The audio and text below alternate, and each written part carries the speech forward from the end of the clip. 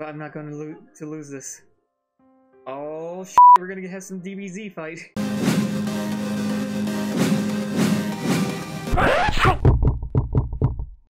God damn it, Nick! Fuck. Not meant to do that. Reparations. Is it reparations? Yep, reparations. Echo and I had progress through the heavenly host, guided by the wounds of the book, both changing and shifting around us. Bit by bit, we were now faced with a peculiar marked door. Yep, we're gonna go through the door. Yep.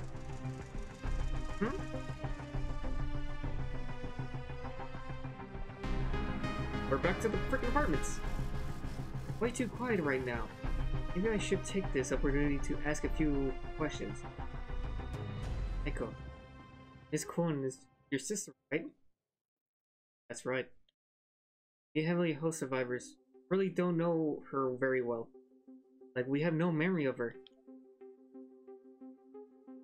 So she's your teacher? Yeah. So, could you tell me a little bit more about Ms.Kuon? The person she is, for example. She's pretty much perfect. Calling her a genius wouldn't even begin to describe her. She's basically the living personification of the ultimate human ideal. Ideal, huh? See, it all started when her book became a worldwide bestseller. She was only 11 years old. But her successes weren't just in literature. She also excels at science, math, theater, business, economics, not to mention research, like publication and management. The widespread success of PL Promotions Company, all her doing, that only happened after she took over the CEO. Finally, Niwa got rich beyond their wildest dreams through the royalties from her book sales. But it's also thanks to all that money that we've grown apart. Parents is skewed racing us in favor of using my sister's money to travel the world. Dick Peck? Shady parents! An excursion from which they still have yet to return. They're dead, I bet. I had no idea. You still love your sister though, right? You're covered in blood. Certainly seem to love me, but I despise her. For as long as I can remember, everything I've ever done with my life has been on rails, generously donated by her. She's never even given me a chance to choose my own destiny. Ross? Okay. Once when she and I were out at a shopping mall, looking to buy a new underwear, there was an incident while I was trying on a new bra. Like this one. I think I'll take it. Just stuck her head into the dressing room through the curtain. Oh my! And then, as if that weren't bad enough, she came right in. Oh no! Come on now, if you don't coordinate your whole symbol, be ruined. You tried to tell me you're too young to concern yourself with such things. Age will pass you by and hold you down if you're not careful. You've heard the saying, right? That unpreparedness is one's greatest enemy. Well, this is your moment to show unpreparedness who's boss. Try this one. He left the dressing room for only a moment, but now handed me a luxurious, elegant, lacy bra from the gap between the curtains. Okay. This isn't plain, but I knew I'd eventually have to try it on anyway. so I just broke down and did it. See? It totally suits you, and it's my treat, so I hope you enjoy it. Just so cute. You do anything I say, won't you? Oh, that's... Don't say that, please. This is how low self-esteem starts. Well, you're a good girl, so you understand that my suggestions are for the best. Oh. Ms.Kuon's smile was so pure and sweet. It was almost scary. She has all the privileges and all the pleasures of life. Plus, our parents love to boot. Everything goes to her. Nothing comes to me.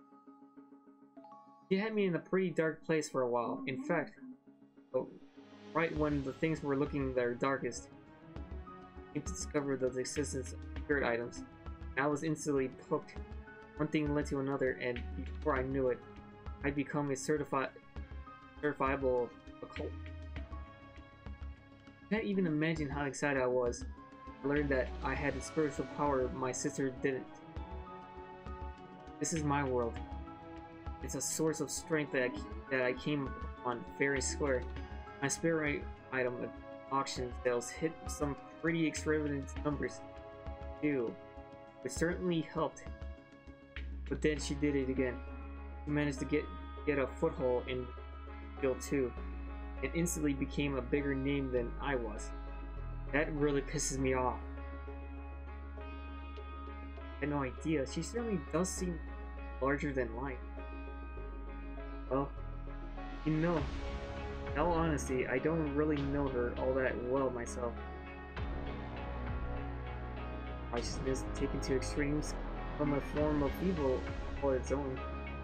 And evil gets pure enough, it can be a person's salvation. See, this is in every last corner of the world. The answer to everything under the sun isn't always the right answer. You know what I mean.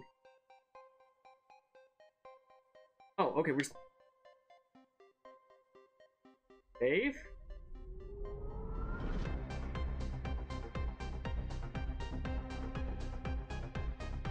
Okay, guessing we're going to apartments. Case is so corrupted that it's impossible to be any further up. Okay.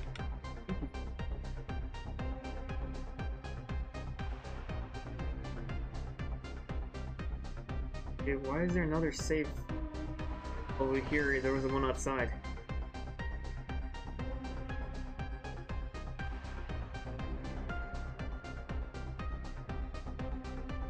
Groovy. These tremors certainly are getting intense, aren't they?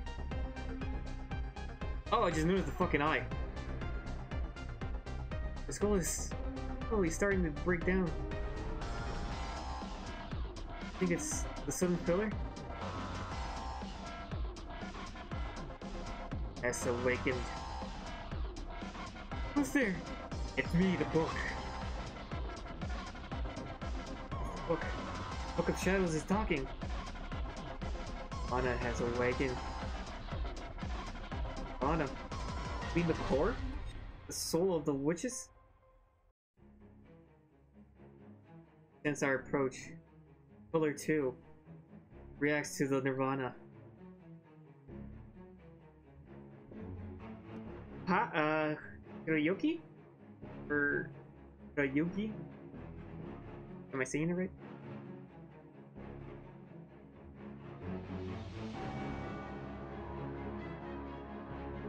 Akko, where are you going?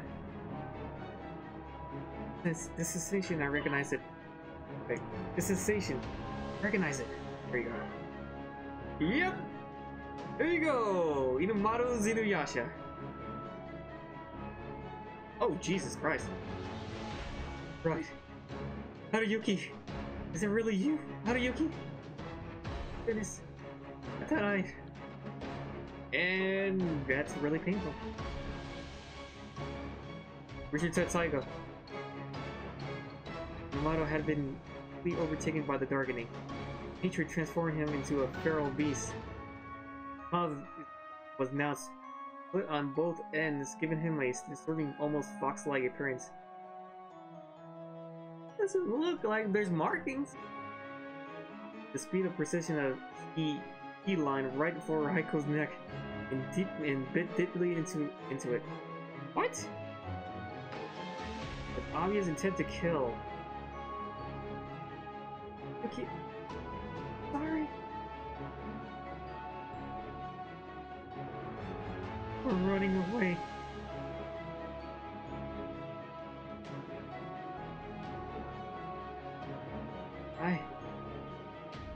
Oh, that smile of yours.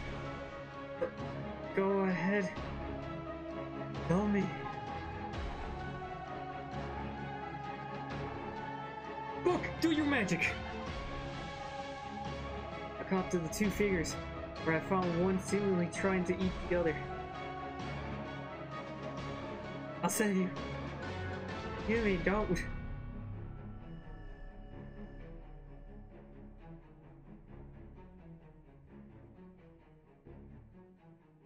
But I can't run away. Evil spirit, look over! I brandished the Book of Shadows in front of me, like a shield attempting to intimidate the attacker. If you don't, I will destroy you. Okay, I can finally be with everyone else.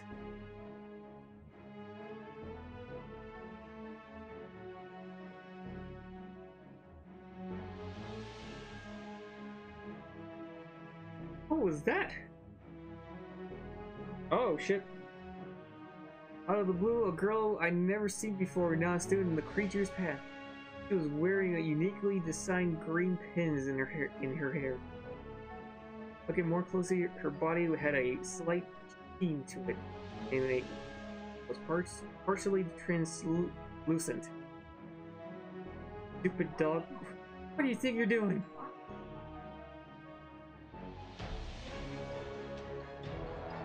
Yucca! The rampaging Inamaru showed no signs of having comprehended Saika's words. Did you really come here looking for me? I mean, do you even have a brain in that blockhead of yours? You're such an idiot. You should know better, you dumb mutt. Oh, he's really understanding. Okay. Now she see you have gone through to him. Stop biting down on Aiko, releasing his grip ever so slightly. Biting down doesn't. Are you talking about like you just choking her? Because it doesn't look like you're biting her. You're really just a pathetic mongrel. How could you let yourself turn into something like that? Saika's tone had a slight waver to it, belying her harshness. But her breathing of Inamaru was working. Eyes were beginning to well up with tears. Why do you not understand that you have a perfectly suitable girl here already? Am I speaking with an accent or something? Damn bone-headed pooch. He was full on bawling now, and nothing seemed like it could slow his tears.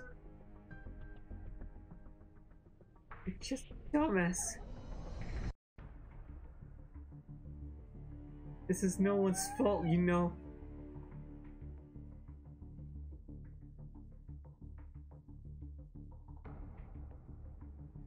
No one could have known this would happen. So don't blame Aiko, okay? Do you understand? He was less reassuring him, and more commanding him. Inamaru released Aiko from his mouth entirely and became very quiet. What? It was the hen! What the fuck?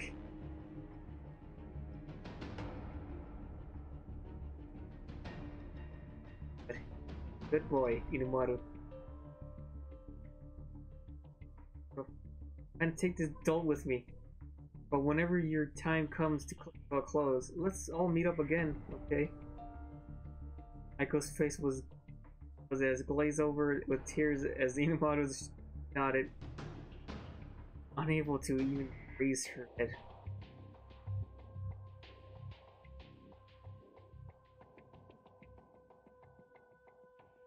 Oh, sorry. Thank you, Sayaka. And Haruyuki.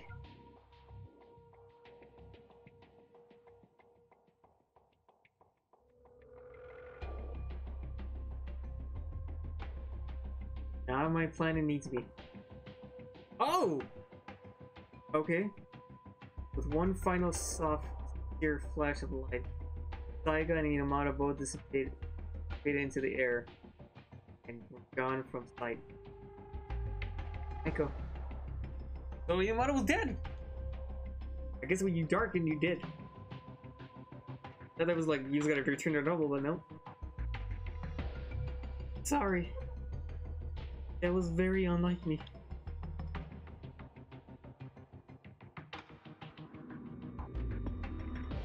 Well, that's one chapter closed already.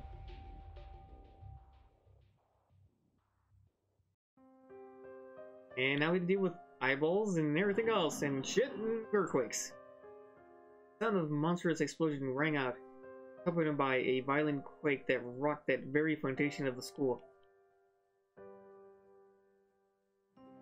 This earthquake had triggered an unfortunate side effect. Like, shit falling down? The hole connecting to the underground passage had been completely sealed off. This meant that Mochida and the others would have no choice but to find another way around. Where are we? What kind of heavenly host is this? That's a very good question. Maybe it would be the best if we stopped trying to put everything in the context of the old heavenly host. Either way, the only choice we got is to climb these stairs. Let's get moving. Ah, shit. Oh! Almost became Dindin. Toba tomb researcher, Yuki Fukazawa. Various parts of the body appear to be eaten. Yep, you now want to be that.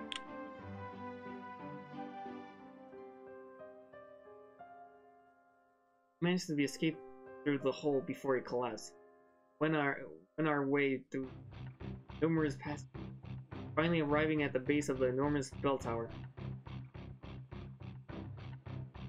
As soon as we got there, however, there was another huge explosion. This whole school rocked beneath our feet. I was certain the class rep and Aiko must have felt these blasts as well. But only hope beyond hope that they were both alright. Monstrous explosions continued to echo throughout the bell tower, repeatedly. Violent tremors shook us again and again, seemingly without end. The hell? The seventh pillar. It's a light. Wait, it's a light? The Sephiroth of knowledge was indeed lit up, spewing its disquieting green flames every which way. Hey, Miyazaki. Let's go. I'll carry you, Naomi. Come on. Yosh, okay. Come on. 1, 2, 1, 2, 1, 2. God damn, you're heavy. 1, 2, 1, 2. Lay out the ramen. Okay, come on. Come on. Okay, there we go.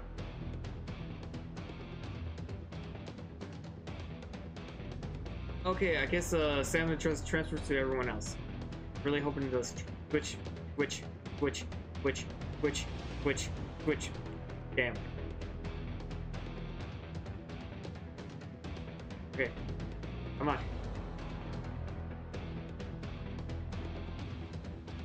Switch.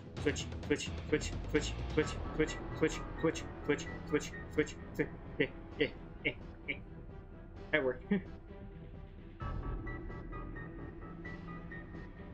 It's about time you showed up. The Sephiroth of knowledge wasn't the only thing to be found at the top of the tower. There, waiting for us on the landing. Okay.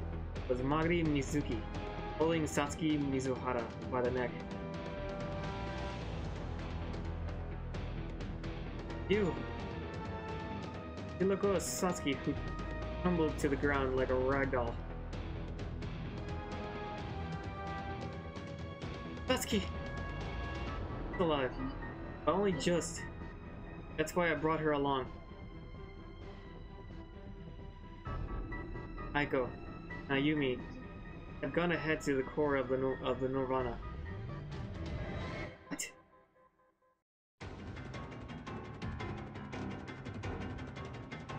This world doesn't exactly follow the rules of the human logic and intellect. See? The Sephiroth of knowledge is reacting to the Nirvana's awakening. The school's only got another few minutes at best. If you want to get crushed, you should probably use your after stones and get the fuck out of here. What about you?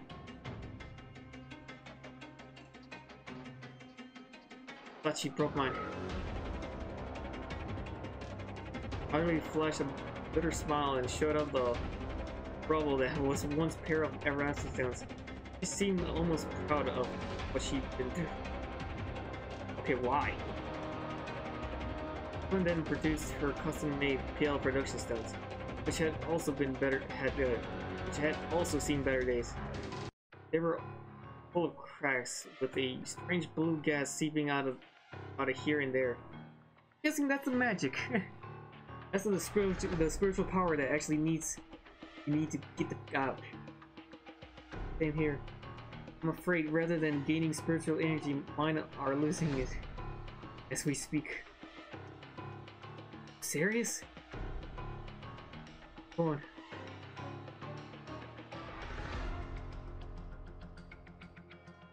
Combine! Guess we're all destined to die here then, huh?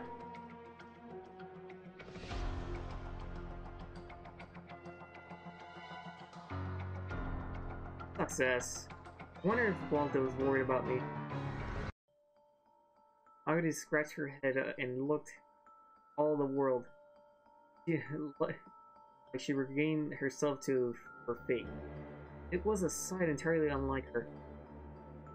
There wasn't anything we could do at this point. Stand there and helplessly watch the pillar pulsate. Pulsate? Knowing that it could blow any moment. It was then when we all resign ourselves to our fates, as Magadi had, that Ms.Kuon suddenly looked down at her wristwatch. Spoke. Satoshi. Yes. Was that a good? Oh no! You shut the hell up. A good teacher in your world? Excuse me? Kashima said her name was once. I think with this. Wait. Oh my god. Kashima said her name once. Is Yui, was it?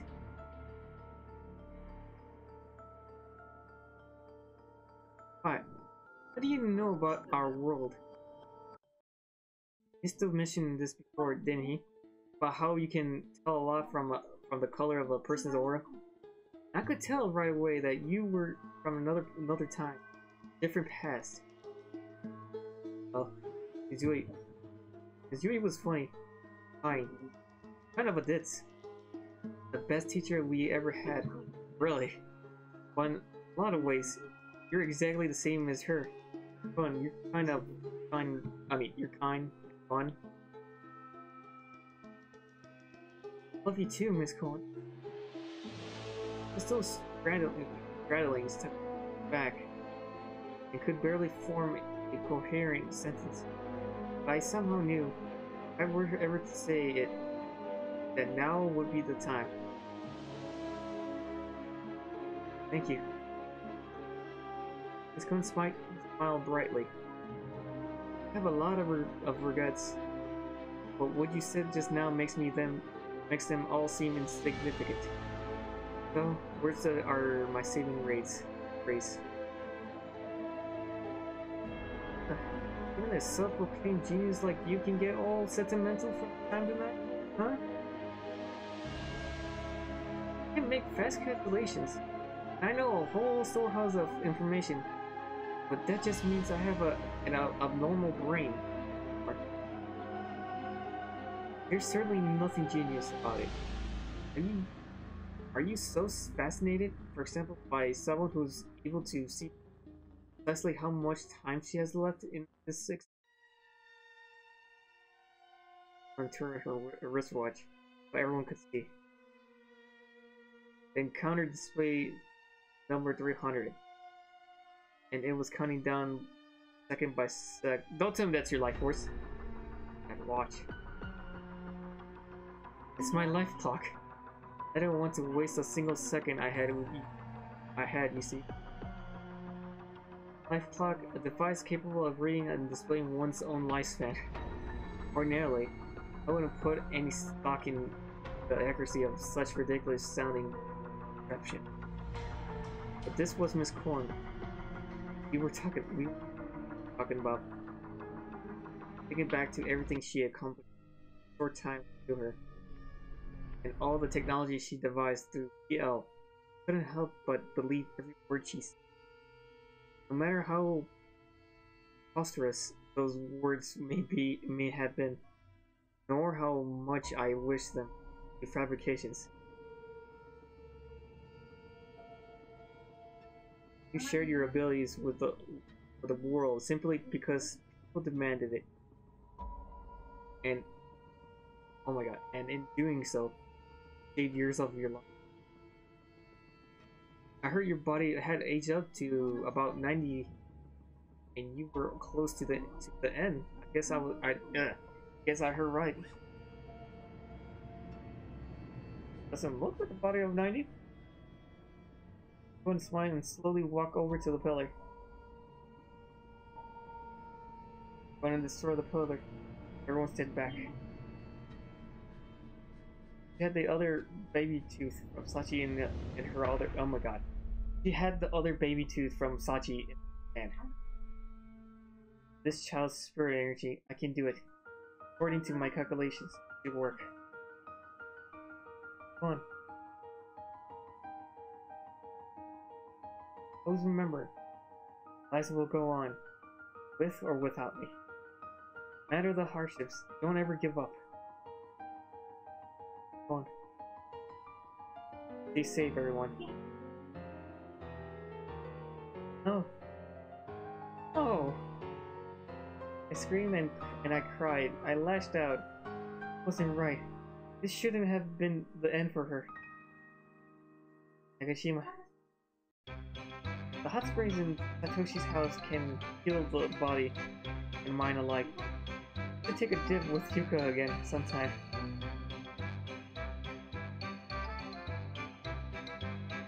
Nishimura, make sure you take your quiz. I spoke with Mr. Yamazaki about it. Oh well. Come now. You two, boys shouldn't cry. Need to hurry. Neither is Pillar nor I haven't much time left. Oh no! Oh god damn it.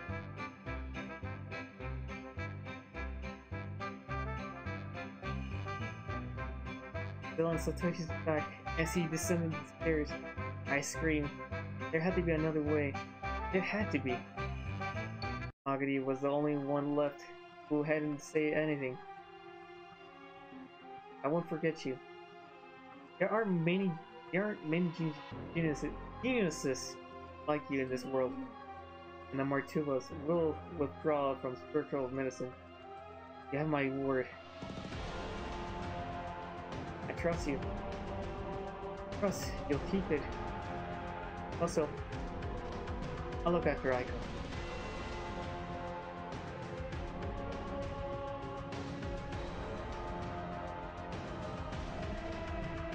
And with that, Mami followed us down the stairs, away from the pillar.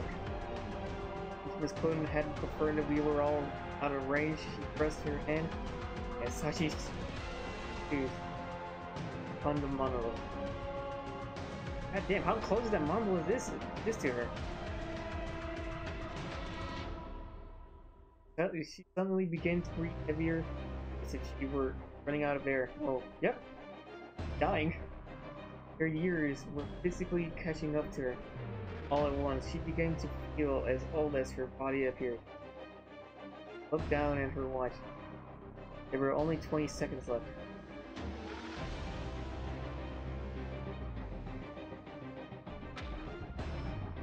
I really don't want to die.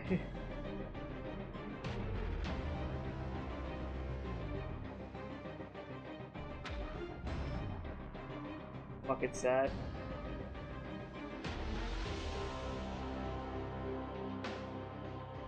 I want to die. Nothing left to hold them back. Tears began to stream down Ms.Kuon's face. Counter was down to 10. One began to fuse with the pillar, as if she were being pulled in. It's the fact that I don't want to die means I've lived a truly happy life.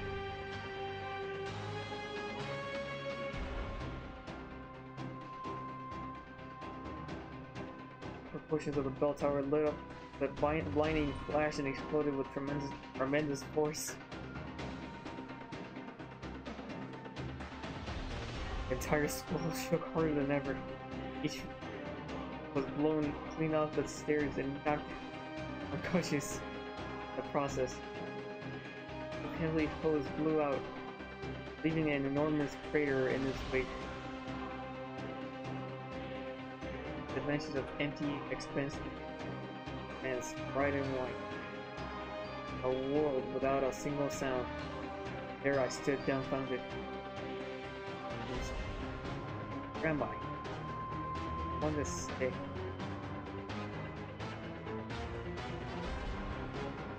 Going? Miracle that I'm able to see here. I was staring at my watch, thinking about how I wasn't afraid of dying. I lived my life knowing that when my lifespan ended, I would be it. I accepted my fate. I resolved to do what needed to be done within the limited time I had. But then, you fell in love for the very first time. When I thought about how much I wanted to live, honor stopped.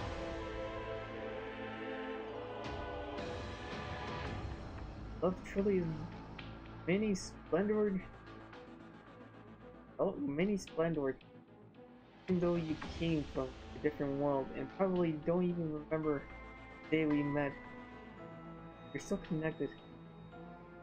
I wonder if you'll find yet another teacher in my place, and once you return to the real world, I'll be kind of jealous, but you say hi for me to the me who isn't me, won't you? Bye bye now.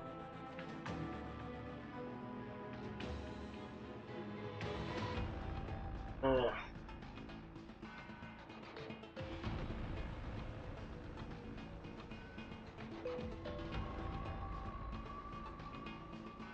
Face was put in tears and snot. I stood up, arm outstretched, but there wasn't nothing I could do. It was gone. Where am I?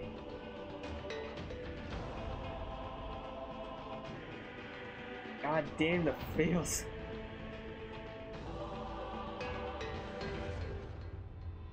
Are you okay, Ayumi?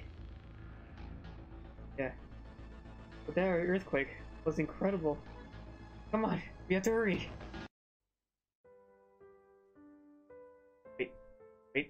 Wait. Save. Rest in peace, Ms.Kuon. No wonder Chapter 10 has her face. God damn it. That's still kind of nasty right there. Walking right down in the eye.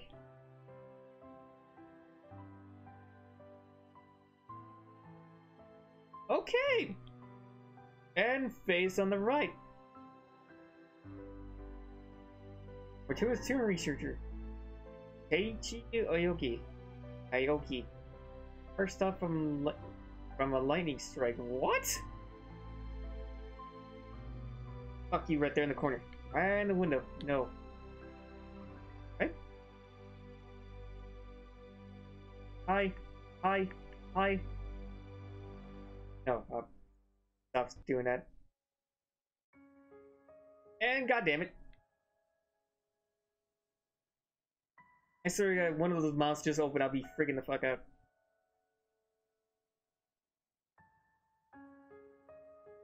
Anything in here? Oh.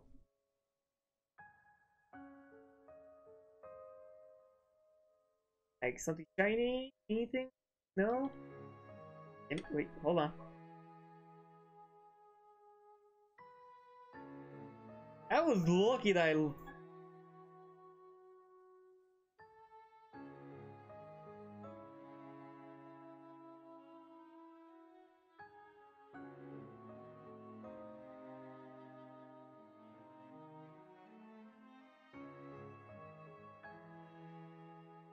I just heard something.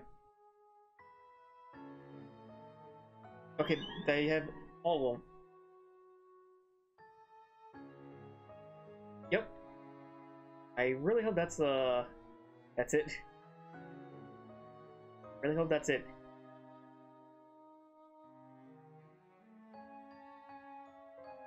Double checking.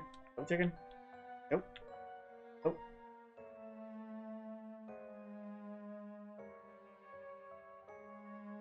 Nope. Nope. Nope.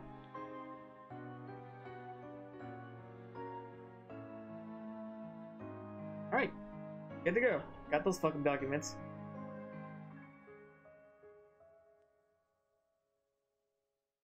Okay, down here? No.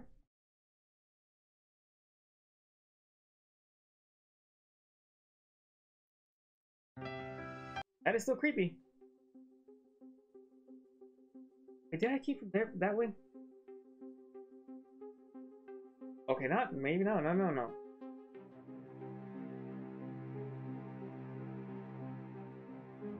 Oh Jesus fucking!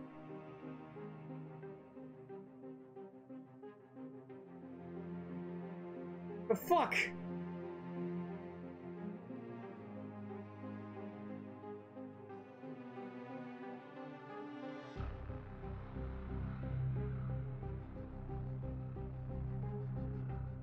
Okay, so do I? Oh shit! Oh god damn it! It looks like I had to cut it.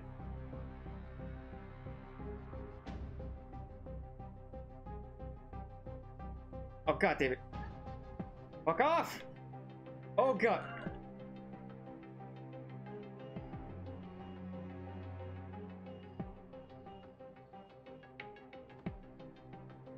What happened to the talismans I had?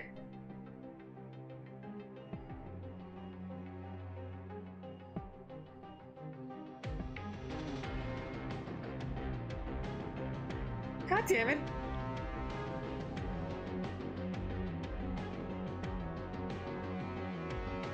Oh my god. Hold on. Because I really don't like to get fucking bitch smacked every once in a damn second. Oh god damn it. Okay. Back to the other side of the hallway. I'm coming for you, fuck off! Kindly, sir, fuck off.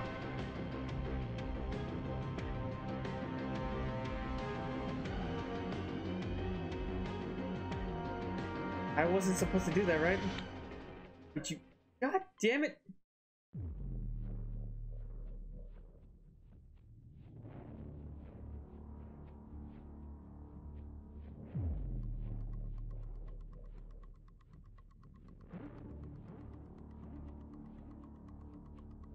No.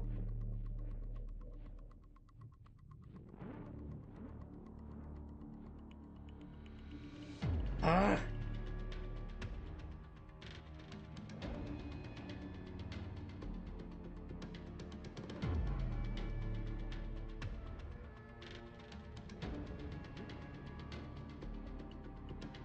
Okay, what the fuck?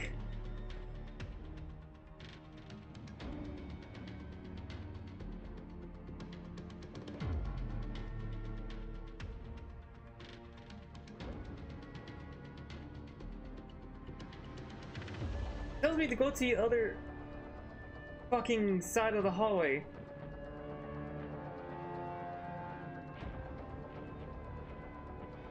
But there's nothing over here! Oh, for fuck's sake.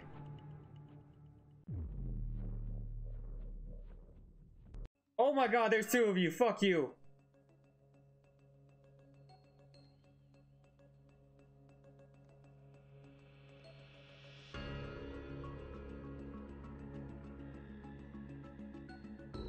Oh god damn it! Man, what the hell? Okay, I got the documents. Reference room, yeah. Okay, head back to the other side of the hallway. Examine the... and...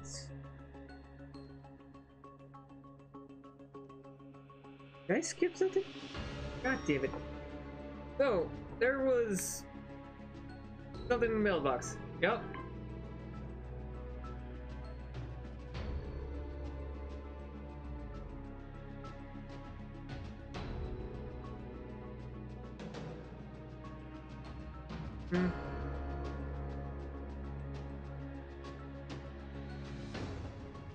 Okay. Oh, here you go. There you go. Got it.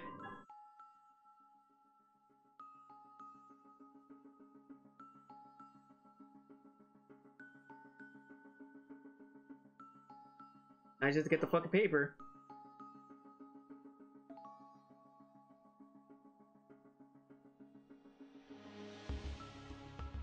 Get that. Wait. I already got the freaking notes?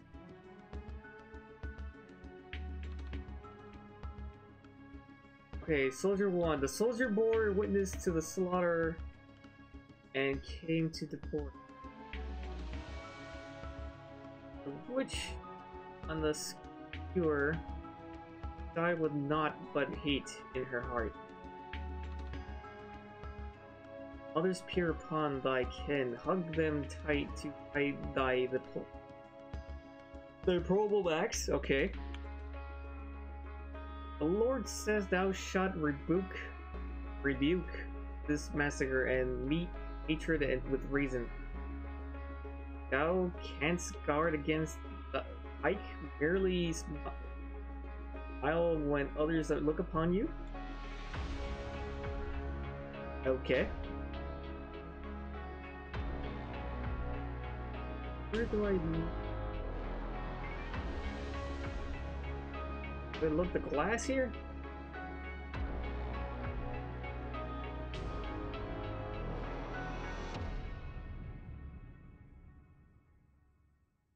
It says something about the shelves.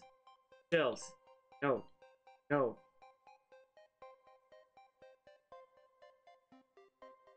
Oh, they're not here.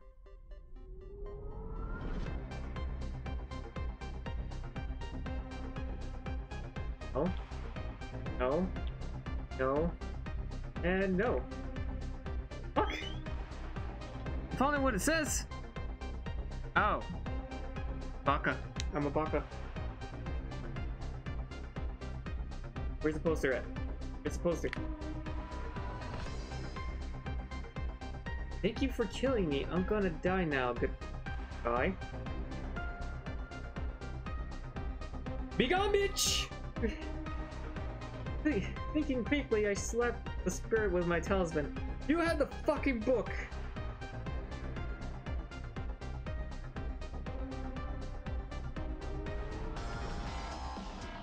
Okay, so with the key... Okay, the key. Okay, now you're telling me to go to the other side. And I already used my talisman, didn't I? Yep.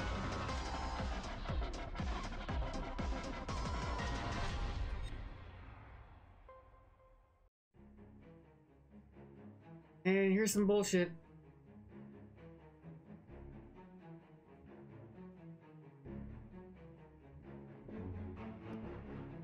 Save? Got a save?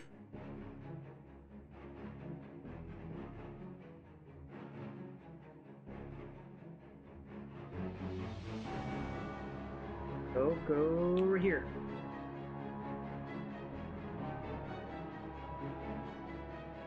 Okay, not here?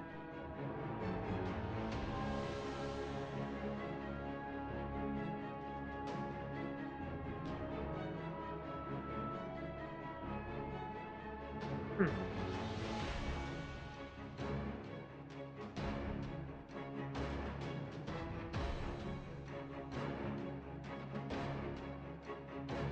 Alright, this thing. God damn it!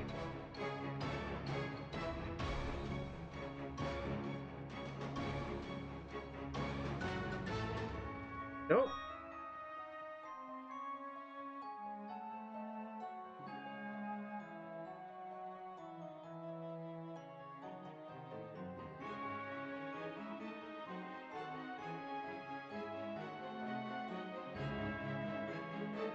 Alright, wait. No, it's not. Oh. Am I okay. What's on the other side? The key.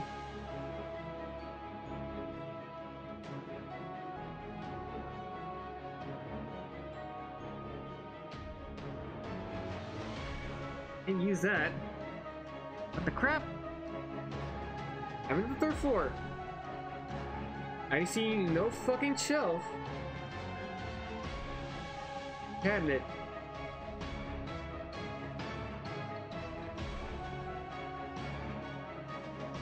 Okay, indicated by a door while peering out into the hallway. Are you talking about this? Oh god! There's a small depression in the back of the cabinet. Okay, seemingly custom design for one specific object. Gotcha.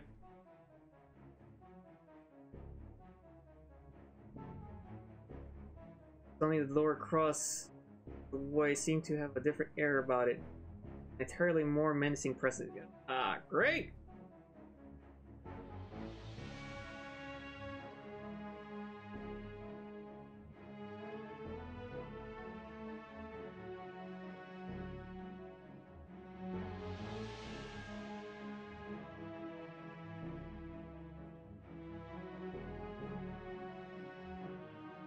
Hi! How do you do? Someone who's gonna kill me in here.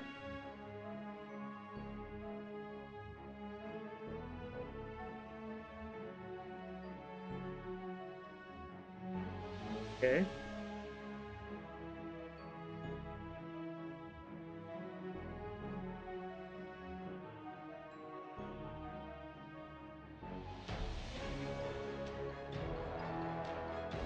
I did keep. Okay, first of all, I did come over here.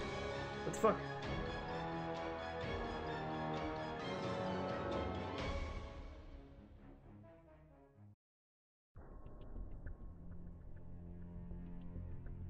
Okay, hold on. God damn it. I'm starting to get ticked off just trying to pause this. What? Loose board? What are you talking about, loose board?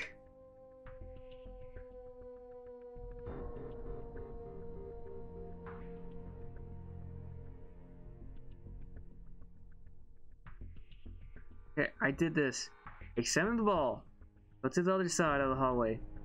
Or hold on. Did my dumbass just forget to check the fucking the cabinet?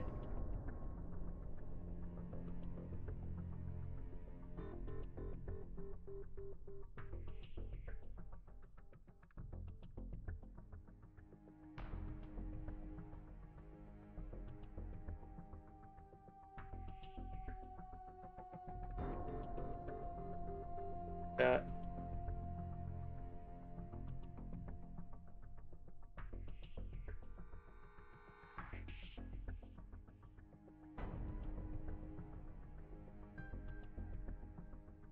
okay, where the fuck is the damn loose board?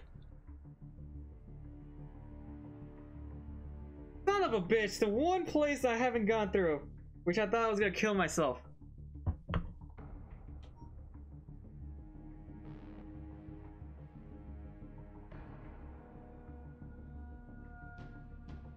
Damn it. It's the fucking hole. I was supposed to go into the fucking hole.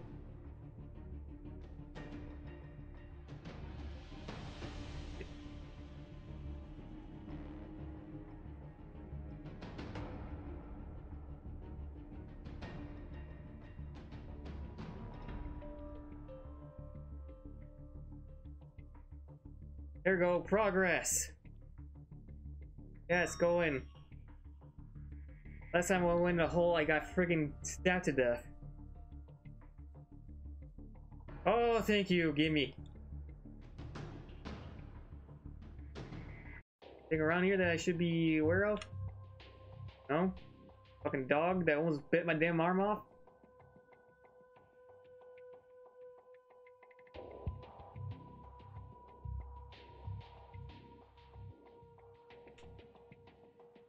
Oh, shit, okay. A lot of roar resounded within the sculpture.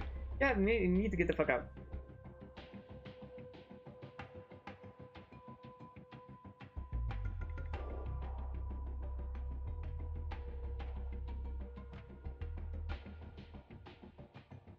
Okay, got the thing, go, go, go, go, go.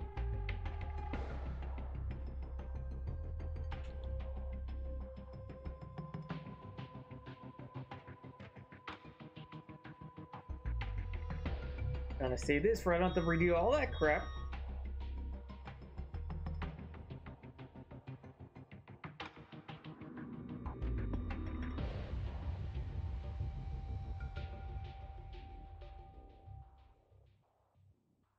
Come on, Ayumi. Can't fucking just fucking lag behind. Damn it.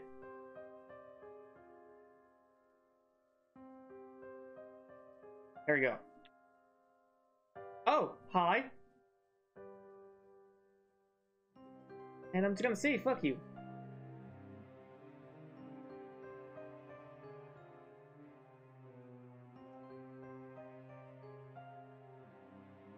Go, go, go. Alright, what bullshittery is gonna be in here? Okay, crystals. Oh, motherfucker! Okay. Okay, we're gonna... Oh shit, oh shit, oh god! Oh, what? The fuck? You don't fucking me. Okay, you don't. Definitely don't fuck with me. But no, seriously, you don't expect me like, oh, crystal labyrinth. Okay, then you can see the fucking, what's that freaking character from Silent Hill? Pyramid Head's fucking brother in here.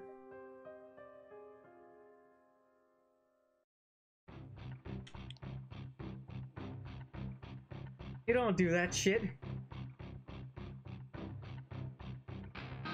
Yeah. Hi. Okay. Kinda don't need light for this. Shit.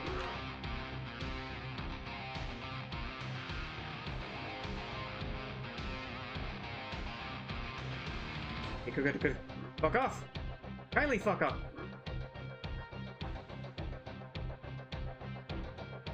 Oh god, it's like Pac-Man! God damn it!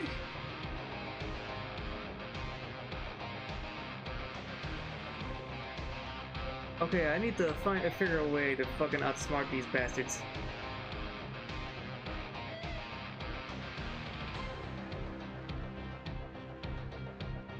Hi! Way around the... Hi! Yoshi! Yoshi! Baka! Loser! Bitch!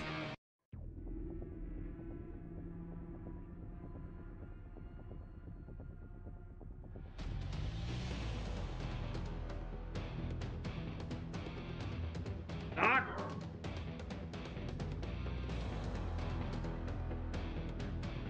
Come on, all three of you. Oh, thank God. Fuck you! Freedom! Run, damn it.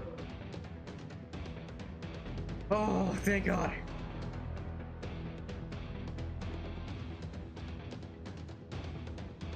Hold on, there's... a yellow light, why not touch it?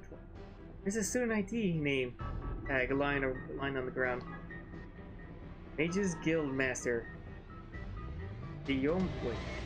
Kiyomaru Kuda. Not die. Master of the Guild of Surviving Mages, dwells somewhere in this world. Oh shit. You guys seen better days. We're Trilla's Tomb Researchers. My god, you guys fucking just die in a horrible death. Died swiftly, but an unknown body was skewered close to boredom. Ryohei Akamoto died. Okay, same thing. Tomomi Hashimoto. And same thing. Died the same thing. There was a single white door in the back of the crystal-filled room, along with an enormous red standing cross. Bullshit! That is not white. That is gray. The walls were lined with the crucified corpses of what looked like to be Motuba's investigation team sent in before us. It is ahead. That was spoken once again. Made it. Echo, please turn back. Certainly persistent. Please, I mean it. If you don't, there's a good chance that you're gonna get in my way. I think it might be better to go with you because there's three fuckers with axes right behind us. Echo was at loss for words. Sorry. I draped my head and apologized for the sudden offer. I intended to be looking out for Aiko, manufacturing an excuse to keep her out of harm's way, but it came across harshly. It worked, however. Aiko hung back, and I stepped through the door on my own.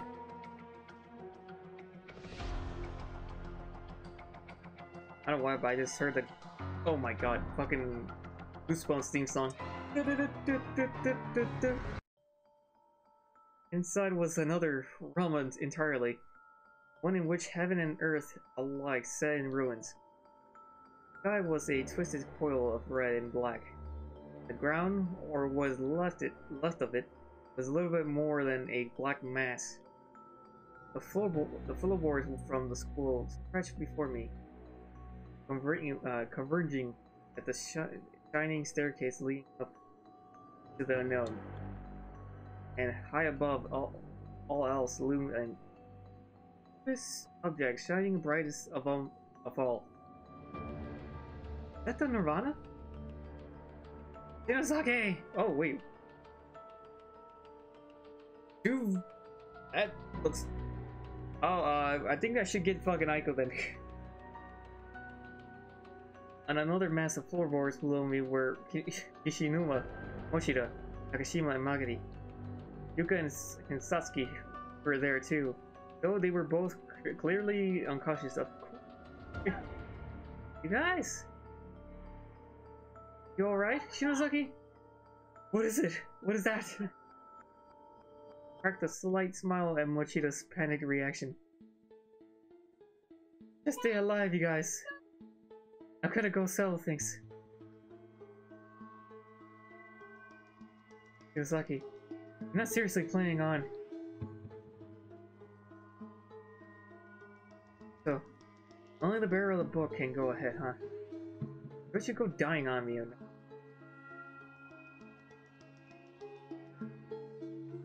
Mine was made up. I was gonna go do this. No matter what, I took my first step up the staircase. Hey, Shinosaki, wait! Shinosaki. Crap. Nakashima addressed me with much effort. She still seemed to be in tremendous pain. It was immediately some comfort to receive so much support from my friends.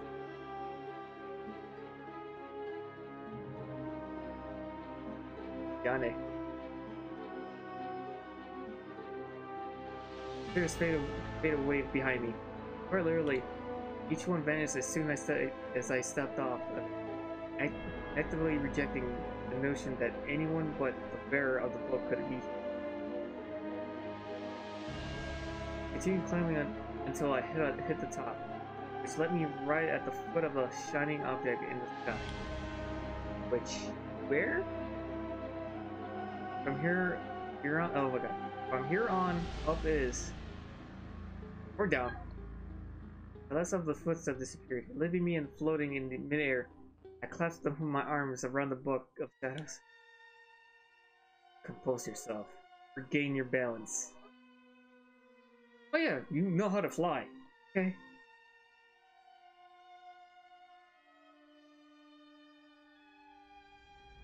Tucked the book under my arm. Started loving myself out of it. Almost immediately, my vision began to blur. It looked like the world around me was melting. It took me a moment to realize that it was actually a motion blur, due to the extreme rate of speed at which I was flying. The shining object was getting closer and closer. So it was up in the sky. Great. I'm really scared, but I'm not going to lose this. Oh shit, we're gonna have some DBZ fight. Done a lot of hesitating, a lot of running away, and a lot of regretting up till now. And I've always just crawled into my shell. Whenever things got too intense to convincing myself I was unimportant in the overall scheme of things. And now I realize that I'm walking a different road early. And I've made up my mind. Watch me, sis. My eyes are open now. And I'm never closing them again. Ow, what the hell, bitch? The following events all happened in rapid successions. Runic letter on my thigh from the blowback of Yoshie's Shinozaki estate began glowing red, spraying blood. As I was confirming this, 4 small blue lights were drawn to me, like moths to the flame. Once they got within arm's length, they stopped moving, just hovered. What are they? I had a feeling I already knew the answer. 4 lights were giving off a gentle, caring, friendly glow. They were the purest and the strongest lights I encountered here. I felt more reassured than ever by looking at them. What are you? In my mind, I couldn't understand them without the need for words. Their aura, inviting as could be. You guys, isn't it? Begin to cry. This was no time to lament or mourn. So the runic letters on my arm now began to glowing red and spraying blood, just as the ones on my thigh had moments before. Oh, what the hell? Fight it. It's Nirvana. The shadow spoke again. Fight it? Die here? Lose your right to bear me. Buy me and master the dark magic.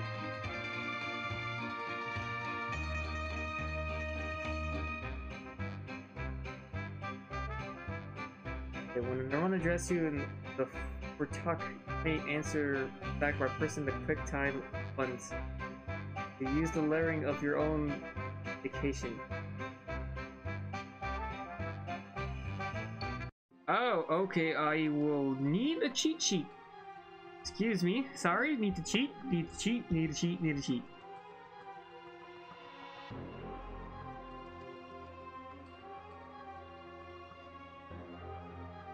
Question.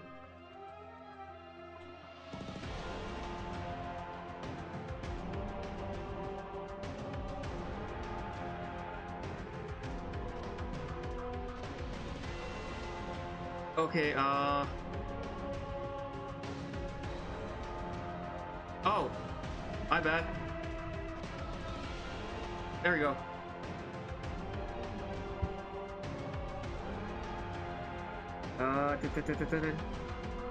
B. Oh, I mean A. Fuck you!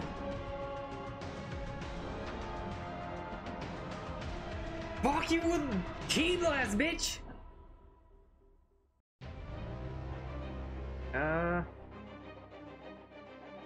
Good. Hey again? Oh fuck, come on, no, don't you fucking die on me.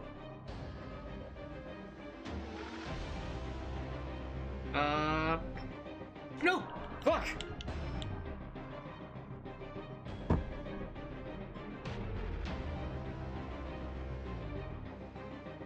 Yamar was... Who was Yamar?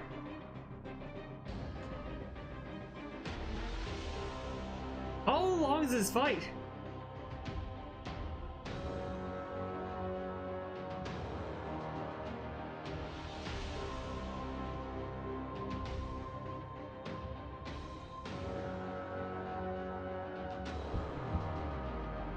Okay, I think I won? I won? I woke to the white expanse stretched out before me and realized I was still in the air. It almost seemed like I was above the clouds looking down at the world below. What is that?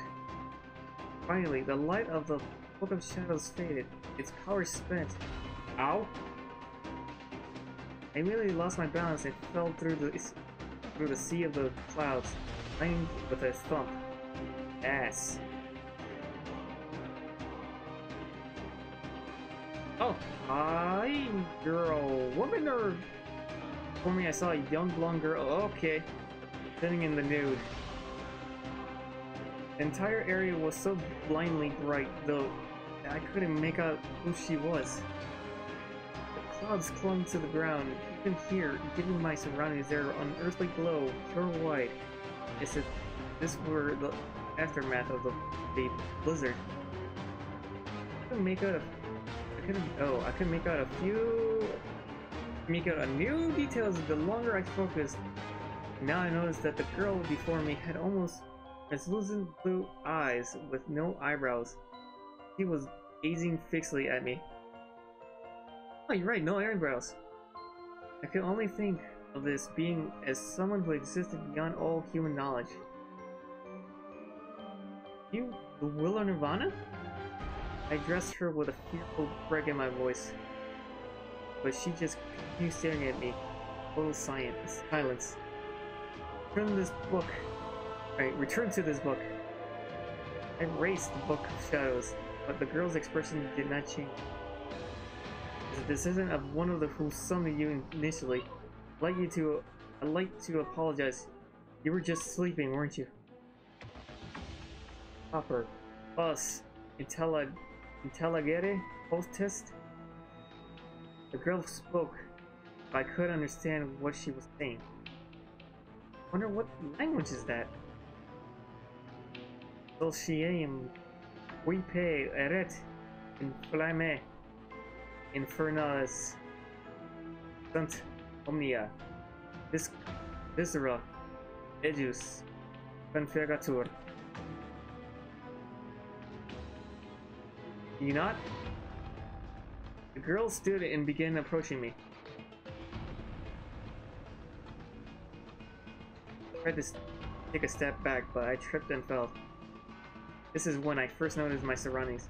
The clouds had receded a bit, revealing no snowball, but a thick forest of half-dead trees. The girl approached me slowly, one step at a time, in almost rhythmical manner. Blood? Mouth open wide. Why? Oh, what the fuck? Large bench popped out from the back of her throat. What the crap? Suddenly she was crucified directly in front of me. Blood splattered everywhere. I was completely drenched. Yep. And I tried to move back, but my legs had given out. Meanwhile, the Book of Shadows lay on the ground. It was frustrating. It was the farthest thing from my mind at the moment. Yeah, you see someone crucified right in front of you, out of fucking thin air. Oh shit, then... Wait, hold on. And from behind me, there's this cute girl. Okay. Got a sight of an... Oh crap, okay, another fight. Got a sight of another girl who looked like her, a flaming body hanging up from a tree. Cheating!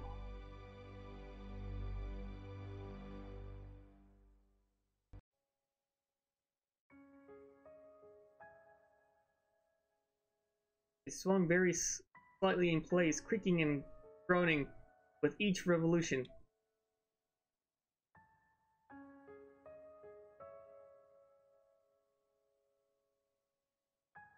Okay, so it was a girl who got fuckers. I hear accusatory yells in the same foreign language coming from hysterical men and women in the forest. What is going on? Oh! Hi. I shifted my focus from the burning, hanging girl on the tree back into the girl in front of me, and she, too, was now completely burnt. She came walking toward me, little by little, step by painfully, deliberately step. When she finally reached me, she put her hands around my neck and began to choke me. Oh, okay, we're doing this foreplay. Quickly, however, I grabbed the girl's arms and pulled her in, and gave her the biggest hug I could muster. I cannot understand your words, but your message crossed loud and clear. That scream of agony speaks of the life that was violently cut short. I don't know what exactly happened to you, but I know someone else whose story is probably similar to yours. Burn girls stopped moving internally. Guess I got in her attention. It was always so sad. Even after her life was taken, I still loved her mother dearly. But nobody ever forgave her. Suffered, and though all she wanted was someone to help her, she wound up losing herself, eventually drowning under the weight of her curse. My eyes began to overflow with tears. I listened to my grip slightly. The burned girl began to stroke my cheeks delicately, yet strangely. You're right to feel the hatred and rage you, but this never-ending chain of sorrow needs to be broken by someone, and it may not be an inevitable job. Oh my god. An viable job, but that duty falls upon you. She continued to stroke my cheek, but then also raised her other hand to my eye and stuck out her finger and jammed it right into my eye socket. Oh, ow! He shot through me in one incredible wave, of course! Somewhere deep within my head, I could hear the sound of a foreign body digging around my muscle tissues. The finger had directly cut my ophthalmic nerve? What? Between the intense agony and the deeply disturbing sound, I felt like I was on the verge of insanity.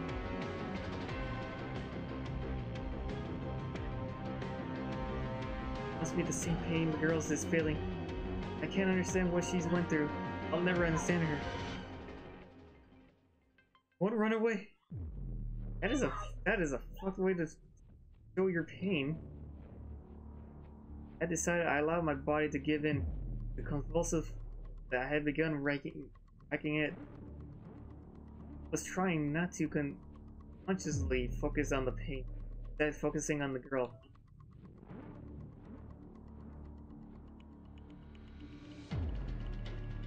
Felt as if I were in mere moments from choking on my own tongue. The girl's finger finally dug into my right eye out.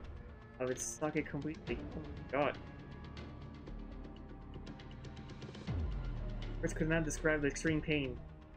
It cramped up. The bleeding began shivering. The girl then put the sticky, bloody eyeball into her palm, playing it triumphantly view of my other eye. For a moment before squeezing it in every ounce of strength she had. Oh, dude, what the fuck? Still had some elasticity, but so it expanded in her arm and in her hand. Oh my god, what's with my mouth today? So its length had roughly doubled, but it could only take so much, eventually exploding into milky white, ragu. Yet, I still refused to show any signs of intimacy.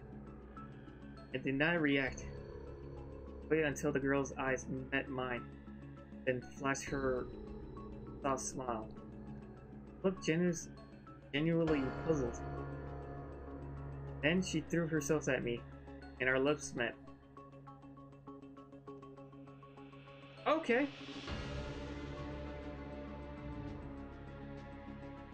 I hugged her once more, in spite of my trembling arms.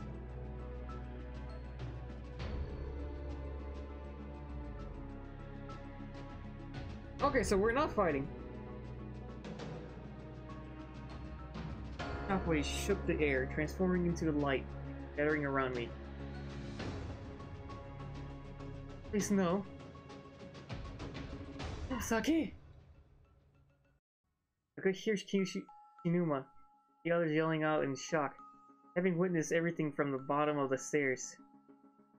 Aiko was there too. When the light settled, I was standing at the top of those mystic red stairs, which had now reformed and stretched down below me to the remnants of the heavenly host.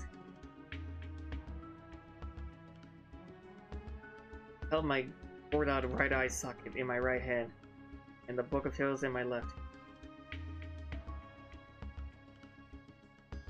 I slowly, solemnly descended those stairs of light.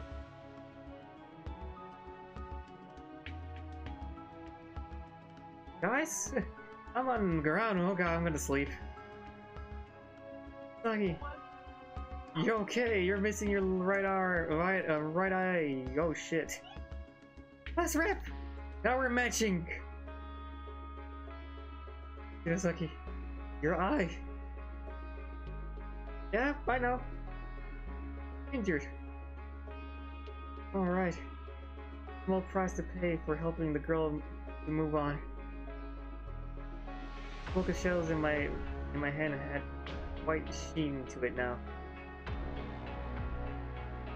I gave a weak smile and slowly formulated in my mind the exact words I wanted to say. Sorry, everyone. I know I put you through a horrible mess, and no matter how many times I apologize, I know it'll never be enough. What I did is unforgivable. I won't let you guys get hurt anymore. I'll protect you from here in this nirvana.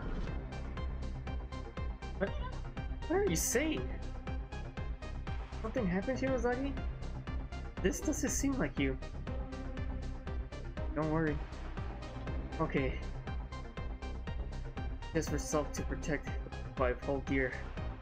For real this time. Inazaki. You don't seem especially perturbed by this resolution. I must have thought on the verge of sacrificing myself for the greater good or something. And rightly so. But the seat on the floor where I stood was up too high for Kishinuma or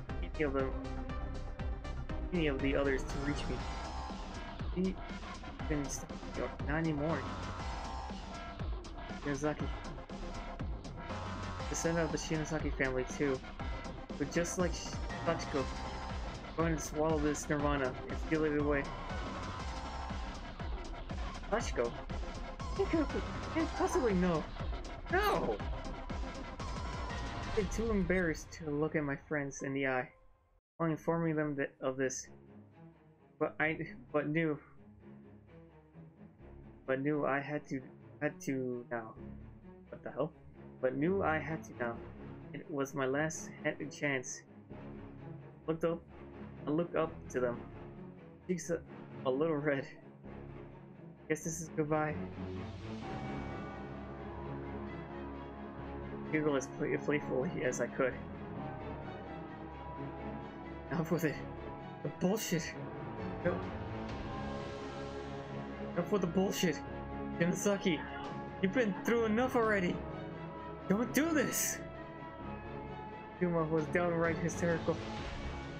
I still kept the same bright smile on my face. I wouldn't let go of it, no matter what. Not all bad, you know. I saw Yoshi's memories. Before Heavenly Host was made, Sachiko was sealed away in Nirvana. The person it was created for, whose existence had been erased, was able to get it back.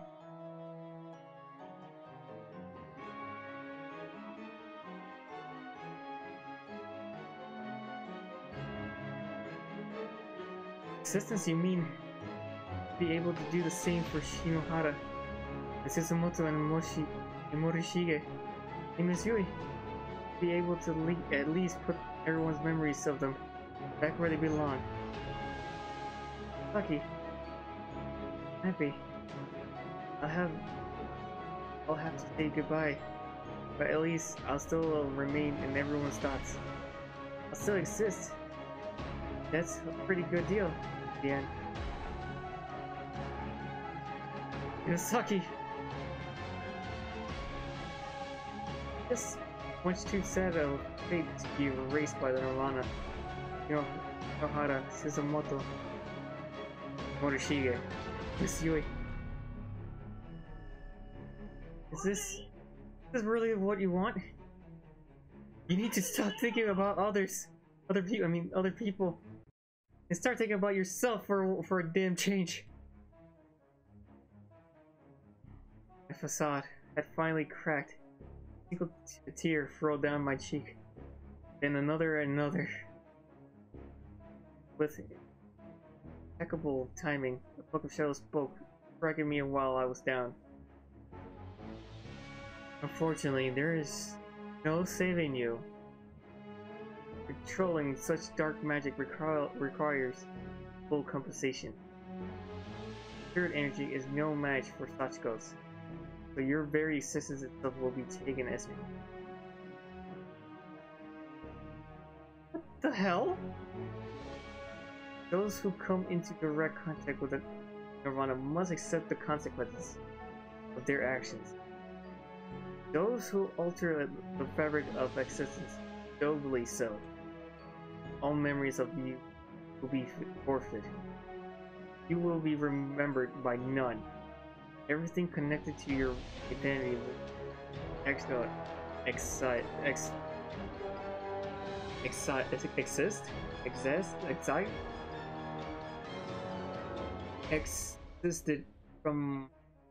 exited from reality. Choose wisely. Lucky. It's no joke. You won't exist anymore. Choosing that for yourself willing is just asinine. Numa. For a second, I let my true feelings show, but then immediately forced a smile again. But everybody's lives can go back to normal. So fucking what? You don't get it all. You need to stop this. Yamasaki, isn't there any other way? Yeah, let's rep.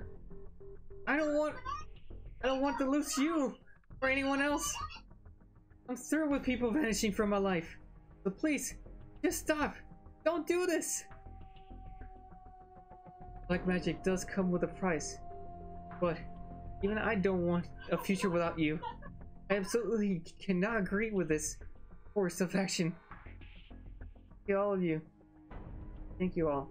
for the kind words, but this is something somebody has to do, and that somebody is going to be me. You could always keep the Nirvana intact and remain as its jailer instead. Are you certain the path you chosen is the one you wish? I won't leave this problem for the next generation to deal with. That just wouldn't be right. It wouldn't. And I shook company. Can a normal human like yourself truly consume this expanded nirvana? I just have to swallow it all, right? I can't handle that.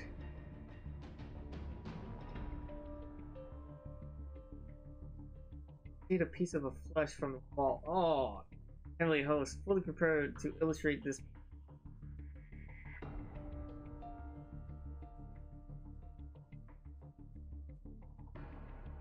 Yeah, no. Without thinking too hard about what I was doing, I ignored the very impulse in my body. I shoved the fetid meat in my mouth, chewed it and gulped it down. Ew. My face warped in horror as I felt the morsel slide its way down my throat. I might as well have swallowed fire. Oh god. This somehow triggered... Fuck. Hold on.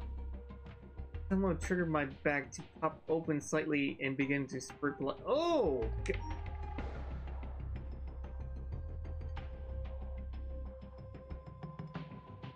Bits of flesh I was unable to stomach were then quickly, rather ungracefully regurgitated onto the floor. Everybody get out, hurry! There's a hole leading back to the real world at the school's entranceway. I picked the flesh I spit out and tried to cram it back into my mouth. I was determined to keep it down. It would have been a lot easier if it hadn't been glaring at me from my hands. However, stop! Just stop! I turned to face Kishinuma, who was practically begging me not to go through with this, and it's not like I wanted to, just had to. Stop this, please. I don't want you to disappear from our lives, not without a fight. I smiled. The sentiment was truly heartwarming. Always did look out for me. Don't think I didn't notice. Even if you forget I existed, never forget you.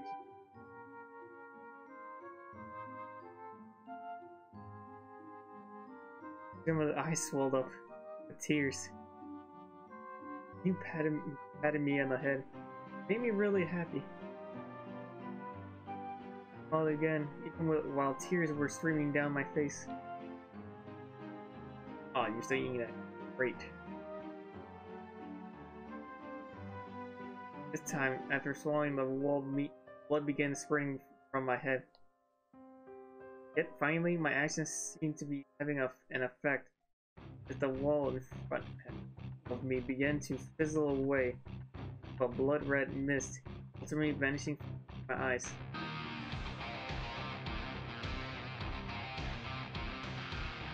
Stop doing that! God damn it all!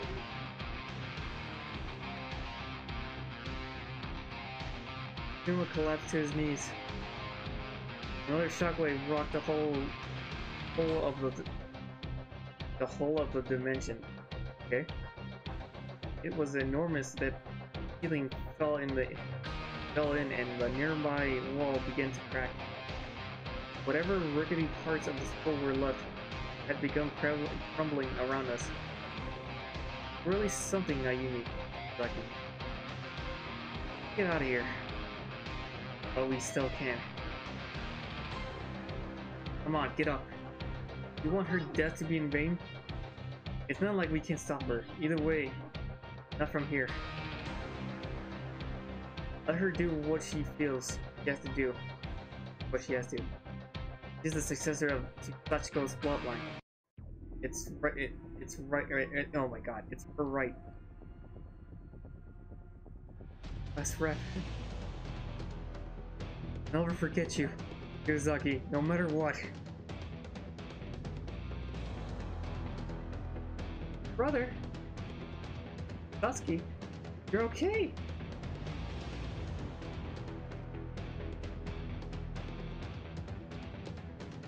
Yeah, so Satsuki's still out cold. Get your ass moving. You want to be eaten alive alongside of the Mirana? I'll leave you behind if I have to. Let's go.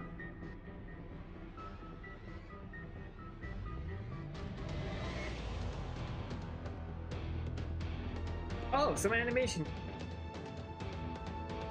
Before you left the area, Yuma looked back one last time. I was at his side by that point.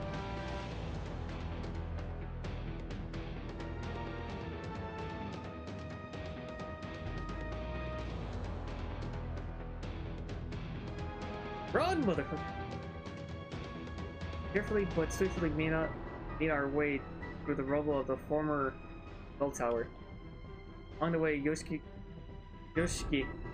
paused for a moment to look up at the stairs and caught a glimpse of Misto's clothes. Those are. So he died too, huh? It was only a moment distraction, however. Yoshiki, like the rest of us, very quickly continued on his way.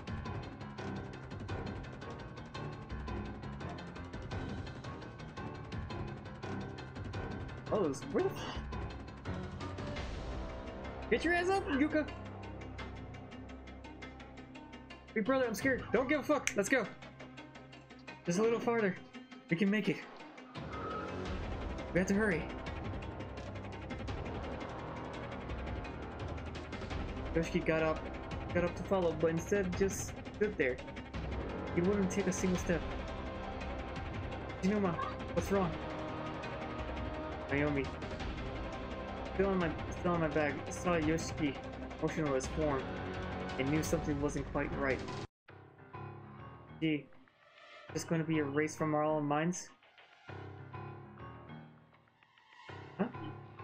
What's going to happen when she the entire Nirvana?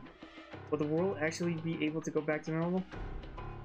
He seemed to be caught in a loop of doubt. He was trying to work through something in his head, and it didn't seem ready to move again until he succeeded. Yoshiki! What are you doing? If you don't hurry up! Right now, he's in there. Inside of Nirvana. Yoshiki, wait! Turn back toward the ruins heavily host and run off. You guys get the hell out of here! I'm staying with my woman. Just like that, gone. Fallen road blocking us off from the passageway he darted into. God, no. Yoshiki.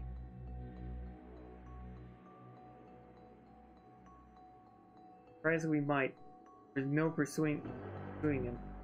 He made his choice, and there was nothing we could do to change things now. We have no choice. We have to go now. The school began to shake even more violently.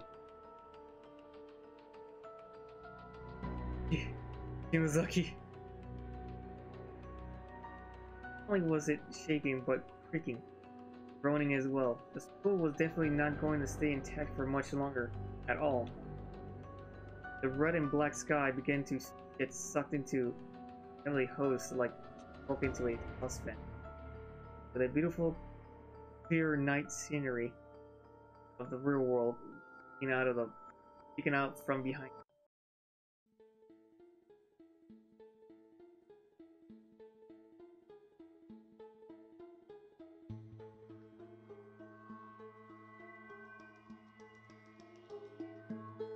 Slowly, the blue sky of the of day crept into, ousting both the moon and the horrors of the Nirvana alike. Oh, the cities are perfectly safe and normal, yay! The 6 pillars disappeared from the earth, leaving only giant craters in their wake. The rising sun shone upon the death-ridden world, serving as a beacon of light and hope for the people who suffered what could have been. Some time, for a time, the endless night. Days that existed outside of this world. First built upon darkness, sorrow swept through, river overflowing its banks to the valley below. But the flood was damned through the blood sacrifice of a truly benevolent girl whose very existence was lost. Great God cannot be overturned.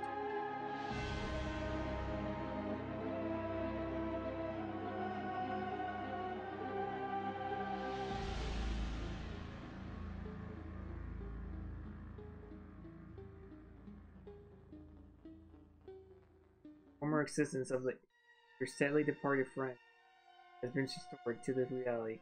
Memories their achievement. From that, however, a new sorrow floods the world.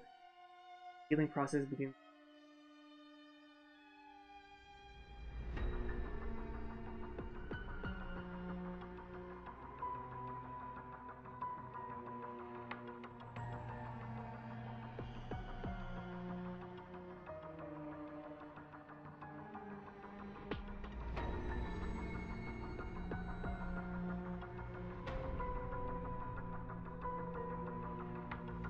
The baton of the garden has been passed down from one generation to the next. Somewhere in this world, I'm certain you must still bear it, protecting us all from cover.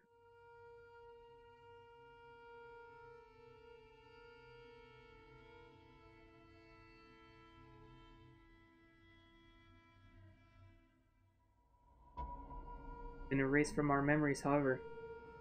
So wherever she is, there can never truly be any communication between us again. But in this future, where countless worlds and fates have merged. Ayumi, food's ready. Ayumi. Is she back alive? Coming! With a sigh of relief, Nagashima stood up and left her room. Wait, did they... Hold on. Next photo of her class. Another photo stood under her desk, taken at Mochida's house. Turning well, see her again. All the pride of a projector of power in your heart.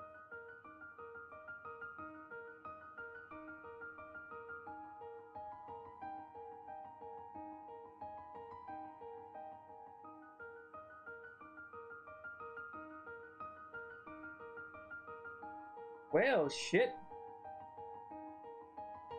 Oh, what the fuck? And here I sat, my own house in Inoue's room. The corner, the wheelchair expressionless, empty. The book of shadows on my lap. There was no fire in my eyes, no light. Just sat and stared at a single point in the shadows. And used to make everybody happy. The reflection staring back from the mirror wasn't. It was Sachi, the girl in black. Well, what? Sachi's eyes were covered by her bangs. Her expression was impossible, removing, feelable, but tenable. It was a reflection of me. I will protect everyone, best as I, even if it's by myself. Book of shadows in my hand darted, eyes around frantically, its tongue dangling limply outside the frame of itself.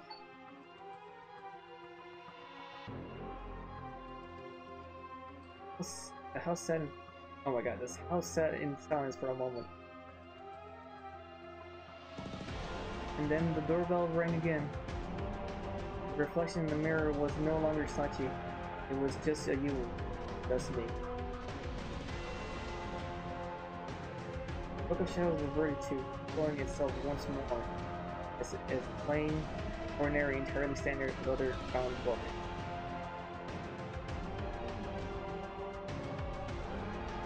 Two white stones were tossed up in the air, where they danced a bit before tumbling back down. I could easily catch them with one hand. I looked up at the White House in front of me, smiled a toothy grin, and I held onto those stones tightly. For those were my precious Ever After stones. I finally found it.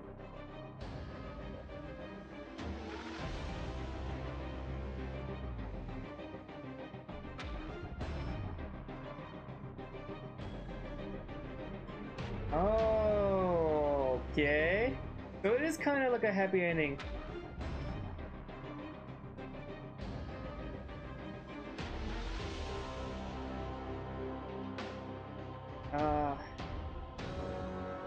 Moshiki, you smart bastard.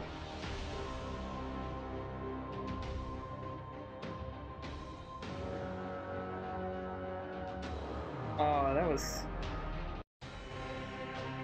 sad, but to be honest, I really wish they showed him like, guess what, we could go back home and cut. But yeah, that works for me. It works for me. Sasuke's heart.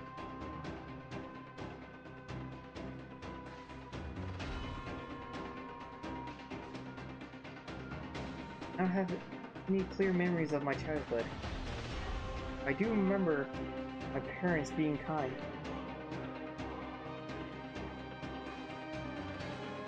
It was dusk, and the room was completely unlit. It was so dark inside. I could have been entertaining guests, and I'd never known it, because I never have been able to see them alone. But knew I wasn't, and I was determined to get my mom's attention. I'm hungry.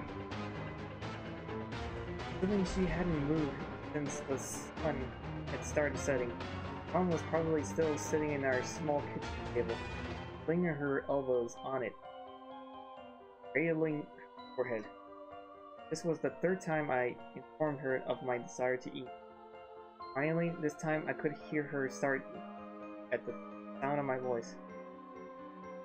Though this was my home, it had always just felt like an empty void to me.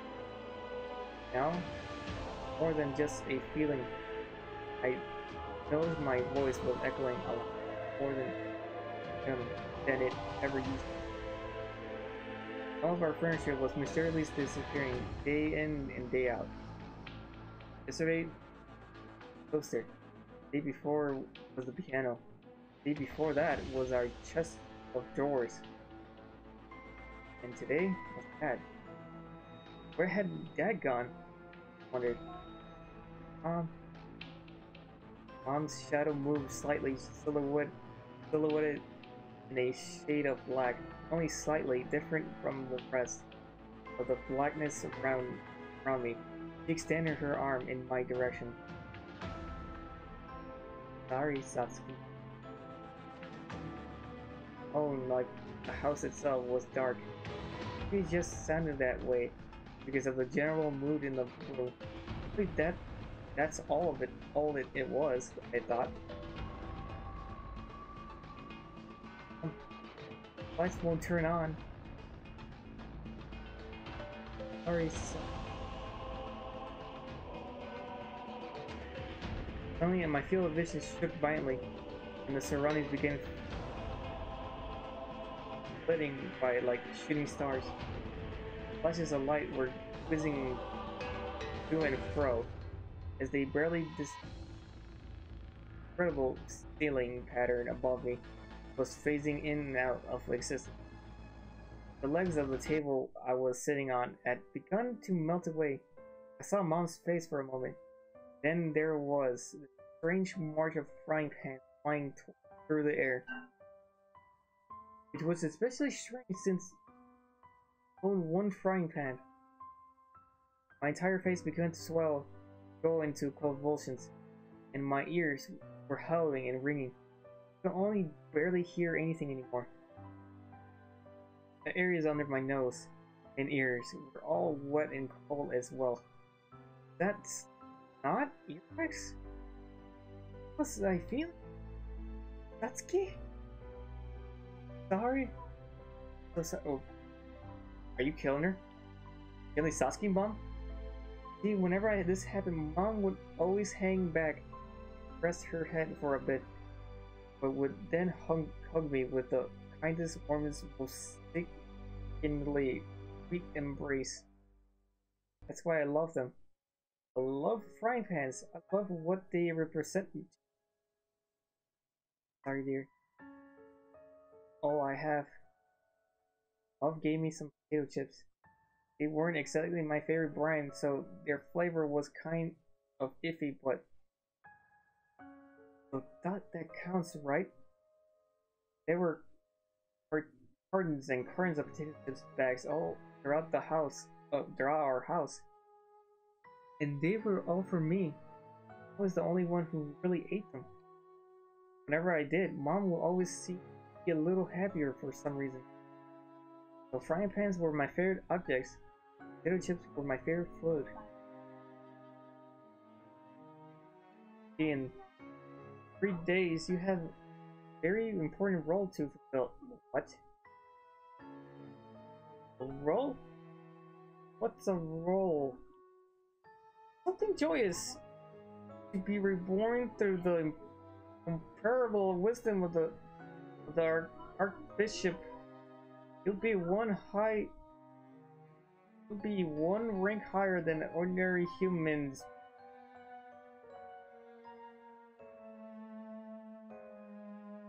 You fuck? Mama, what the f? Okay.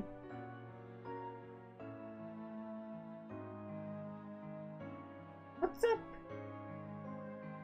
Izuhara. This was Haruo Izuhara. I know her since grade school. I still wasn't sure how to react when someone called out to. So I just stared at her blankly. Oh, Satsuki, the one who freaking got pushed down the stairs. Okay, now, okay, forgot about her. What is it? Oh, aren't you Miss Gloomy again today? Can't you at least give me a what's up every now and again? Whatever, Sasuke. This weekend we have to head up Len. Okay, we can't just keep talking about it and not go. And do weekends. Have meetings. Crying out. Why not leave all that religion crap? Your parents. You have to at least want to go with me, don't you? Aha! I know that face. I know it well. I know how much you love those Maki pants that I bought you from there. You go, but ignore your parents, girl. Bitch him. Give him the heave ho.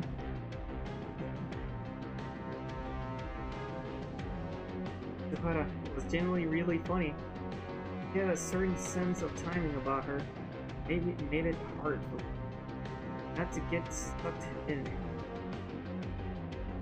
I usually laugh as a rule, but this girl could really bring it out on me. Honestly, wouldn't it be nice if could pick and choose their parents? You could so bright and cheery if you weren't always cooped up in that dark spell. Plus, you got a good pair on you. Oh, come on! So why not use those, bringing all the boys to the yard?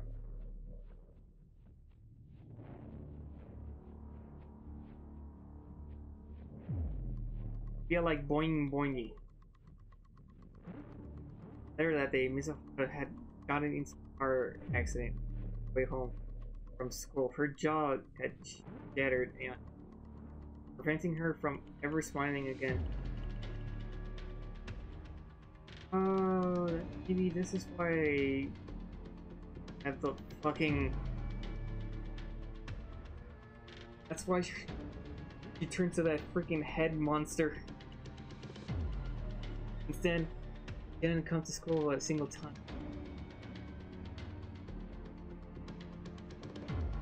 Sasuke, nice to meet you. Ayumi, nice of you to come. Such a good girl despite your young age. You have a firm grasp of reason and understand the nobility of self-sacrifice. You really are a wonder. I was brought to this suspicious place. Some magic that obviously lean a bit on the dark side. I remember I was really cold here. I was wearing nothing but thin black robe. Parents' orders without back at all. You must be a very good child indeed. This was the headquarters of Martuva's tomb. I was in the room behind terrifying looking devices, and everyone around me dressed in similar robes, listening intently, almost passionately to their leader's voice. My mind was blank slate. I had a slight smile on my face. I didn't want to make eye contact. I just focused on all of my attention. Random piece of board. Yes, Mistress Magari. Our child truly is the most obedient. As you can see, we'll do anything we can do. Oh wait, we can be of use to the order, anything at all. That's so. And how about you pay your fucking dues for a change? I wonder if you could even guess how many times you've defaulted. Yes, mistress. Satsuki, my pawn. You accept this fate of your own volition. I gave an empty smile and turned my gaze lazily toward the ceremony. What I saw there gave me a sudden chill, though I did my best not to show it. Taking out from a massive earthenware pot was Arue's face, purely bloodied and with eyes rolled back in her skull. Oh? Where are your parents, girl? Ditch them! Ditch streams of drool and blood alike had strained her lifeless chin. She appeared from very much as if she had literally just been thrown away like yesterday's garbage. I pawned. What's it to be? Parents of those who accept this fate will be granted powerful positions within unholy order. The room fell silent. I looked out anxiously, weighing my response. I've been trying my hardest to swallow my emotions, but there are just some feelings a person can express, and one of them made its way up from my heart and out of my mouth. I don't want to die, Mistress Magari. It was accompanied by a sudden flurry of tears, and my parents immediately began to show signs of extreme panic in their faces. They looked at me. If I just committed the greatest affront known to man. We were afraid, but also disgusted. Their stares were cold and Accusatory. Accusatory.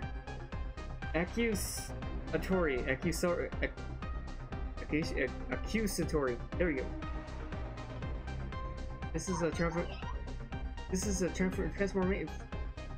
transformation experiment, right? I don't want that. Alright. This simple affirmative statement was followed by one quick flick of the wrist, and suddenly my parents were now missing the upper halves of their bodies. Not gonna lie, piece of shit parents. Those who try to sacrifice their child, fuck you. And required almost no effort, my parents each now lay in two pieces, making a squishy, slimy, and awful sound as they died. That's just what I was hoping for from you, Satsuki. Live on for your friend Suhara. You can live under me. I'll take you in as my pet. I'll even prepare a replacement parents for you.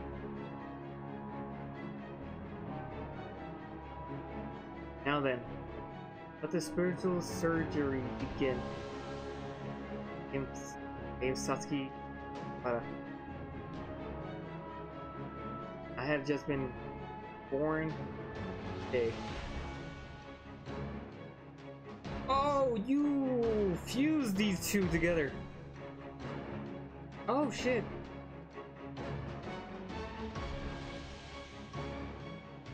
Okay. That's why you have a fucking head.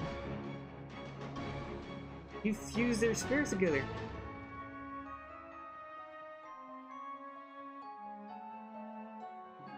Well, this could be the last one. Reignition. Oh god, now I got fucking R. Kelly's shit on my mind. After Ayumi Shimazaki sealed away the Nirvana, those who lost their lives at the Heavenly Host Elementary were able to exist in the world once again. But the dead can never truly be brought back to life. The entity walls, the Nirvana, may be gone, but they left massive chasms of the earth, and countless casualties in their wake. Plus, according to Satoshi Moshida, Kuon, Niwa, and all the students took the place of his formerly existenceless friends in this world have now been erased instead.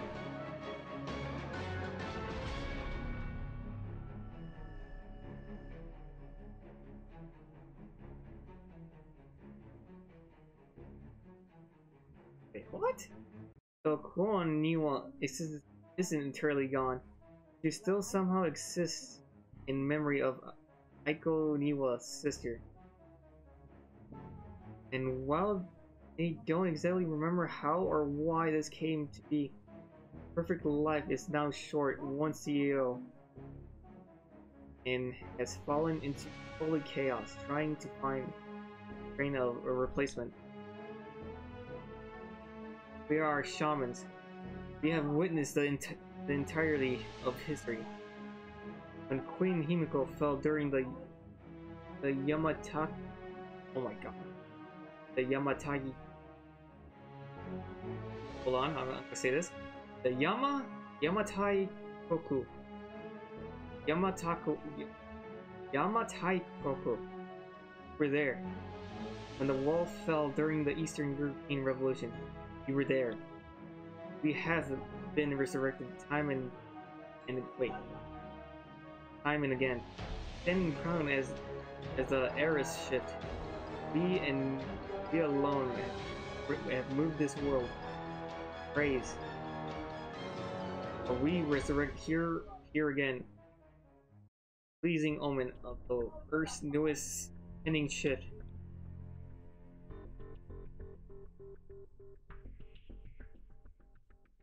Ungurden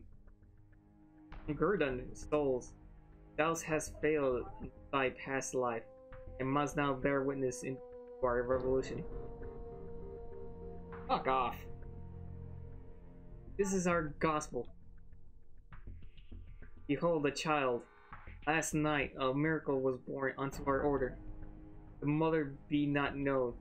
While births at such an age, 'tis surely the second coming of God. False. This child has the potential. This child shall one day grow to be our successor. Let us all praise this child.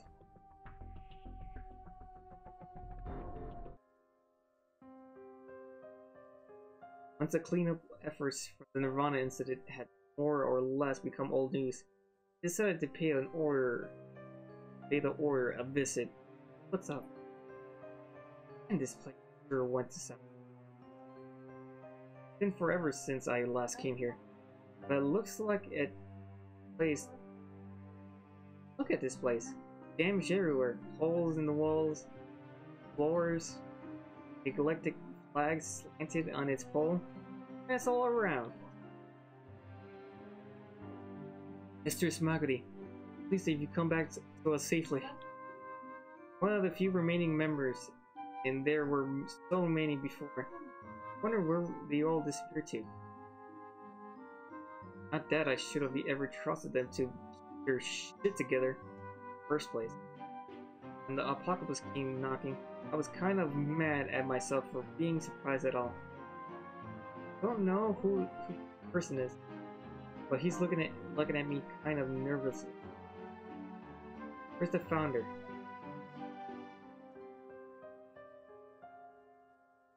One of the several entity calls spurted near the Order's HQ.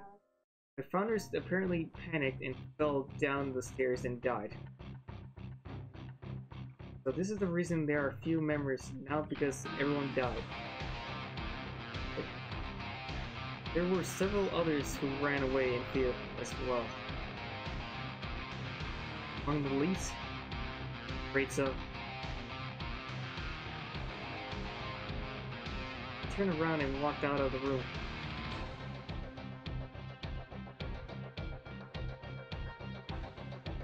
Things creaked and groaned as I tossed it about in my bed. What was the point of devoting my life to this?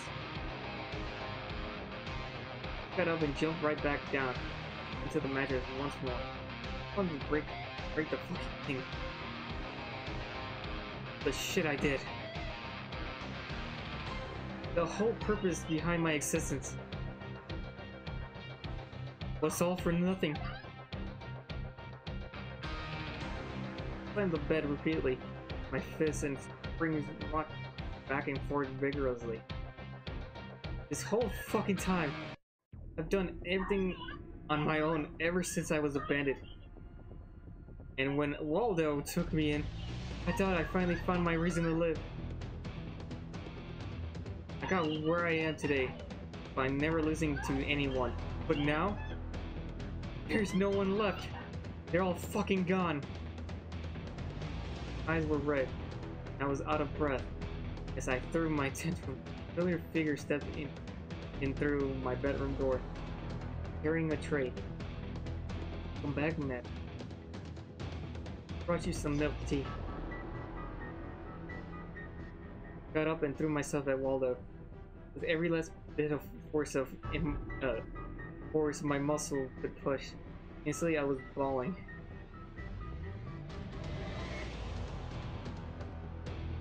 Adam. Waldo was old and wise. He was my rock. All of this. I want you to promise me something. Don't you ever leave me. Got that? Wakata. Of course. Smile at me. Order needs to be rebuilt, and I'm going to be the one to rebuild it. I'm going to make it better than ever. Come on. Got a lot of work to do. Of course, madam.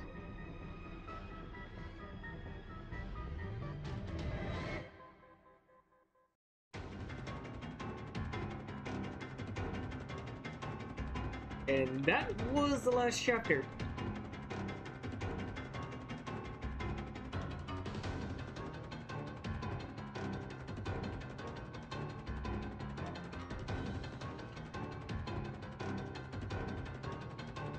Ah.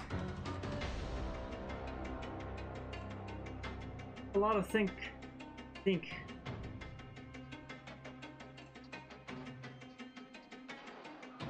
Well, I guess that's first party blood drive. Okay, the ending of chapter 10. Looks like it was so meaningless right now. Where like, oh, it just showed Ayumi just like gave up and everything. But luckily, Yoshiki came and rescued her, I guess, in the end. Well, sort of, just to be with her. I mean, it's kind of nice. They're both together, but to their friends, they're lost forever. That sucks. For the extra chapters, goddamn. Especially these two. Satsuki was fused with her friend. And I really thought freaking Magari would be actually destroy the order. I thought she didn't want to be in the order. But you know what? If she does make the order, please go away. Oh, the fucking cult-ish crap. Just like how Satsuki's friend was. That is fucked up. No. I mean, I did like it. I kind of did wish it was like more of a, like, you know, like the gameplay, like instead of chapters, they would just keep on going, basically. Just like normal RPG, like Resident Evil kind of, like just go somewhere, you find a thing, and bam, cutscene. Okay, we're good. Also, there's some. I may be called a dumbass or something, but some of the clues are very, like, trying to progress through some of them. I think 1 through chapter 0 to fucking 3, I didn't need a guide, I want to say. But after that, I need a fucking guide in every chapter because I didn't know where I was going. Usually they tell you like something like, oh wait, I need to go to the 2nd floor. I need to go to this one. Hey, you need to go to the freaking other 2nd wing. They never explained that. Although yes, I know hell, no one likes to be handhold, but just a little hint, little fucking hint. But I mean, it sucks. Like I guess she didn't revive her friends. Sister's dead. Well, yeah, the only ones who were left alive was fucking Naomi, Satoshi, Aiko, Yuka, and Satsuki, and hopefully I'm saying her name right, Satsuki. Oh, there's a sequel to this. I'll play it. Unless someone told me later if there is. Because I might play it for next Halloween. Or I don't know, or down the line where there's nothing going on. Like, I don't have anything. Alright guys. See you guys next time. I already finished Star Wars. I already finished Horse Party. The only things left is fucking Luigi's Mansion and Pokemon. And after that, Dragon Ball Z. But yeah, Dragon Ball Z Kakarot. Alright guys, I'm Edwin. Thank you guys for watching. I'll see you guys next time.